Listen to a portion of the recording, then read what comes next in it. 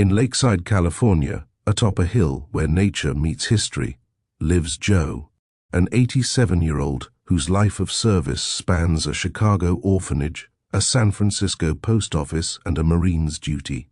Here, among rare trees and wild peacocks, Joe's story unfolds, possibly the heart of a fabled peacock paradise.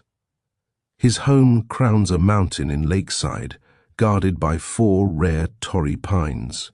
These endangered trees, native only to San Diego County and one island off Santa Barbara, number fewer than 10,000, threatened by drought and urban sprawl. Joe tends them with devotion. 24 wild peacocks roam his land, friendlier than those in nearby eucalyptus hills, where a peacock named Kevin attacks residents during spring mating season.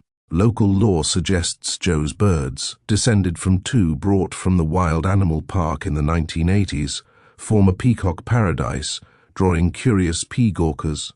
Joe says, "My peacocks are gentle. They came and stayed, bringing life to the hill." Born in 1938, Joe grew up in a Chicago orphanage, raised by Catholic nuns in a city of factories and streetcars. Life was strict. Prayers, chores, and lessons in resilience shaped a boy who learned to endure. At 18, in 1956, Joe joined the Marines, seeking purpose. Post-Korean War, with Cold War tensions high, training was relentless. Rigorous drills and discipline forged a man of resolve. Joe says, "The Marines taught me to stand firm. That grit carried me through life." In the 1950s, Joe moved to San Francisco, drawn by California's promise. The city pulsed with jazz and beat poets. He sold typewriters before joining the post office, where he met his brilliant wife, Susan, whose sharp mind shaped their shared journey. Work in the 1950s and 60s was hands-on. Letters sorted manually, carriers walking miles. By the 1970s, automation arrived, but the post office remained a community lifeline, a role Joe embraced. Joe says, "Every letter was someone's story.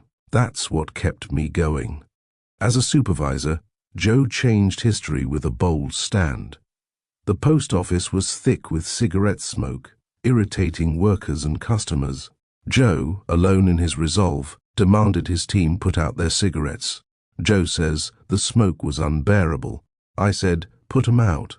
They griped, but I held my ground." Workers complained to Joe's boss. He backed Joe, making no smoking a permanent rule in San Francisco's post office. Joe's stand rippled, leading to a nationwide ban in all U.S. post offices.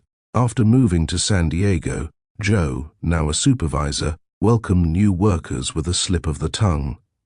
Habit from years in San Francisco led him to say, "Welcome to the San Francisco post office." The room burst into laughter. Joe says, "I said San Francisco by mistake. Been saying it for years." Everyone had a good laugh. In San Diego, Joe's dedication continued, shaped by values he shared with Susan, carrying forward his commitment to service.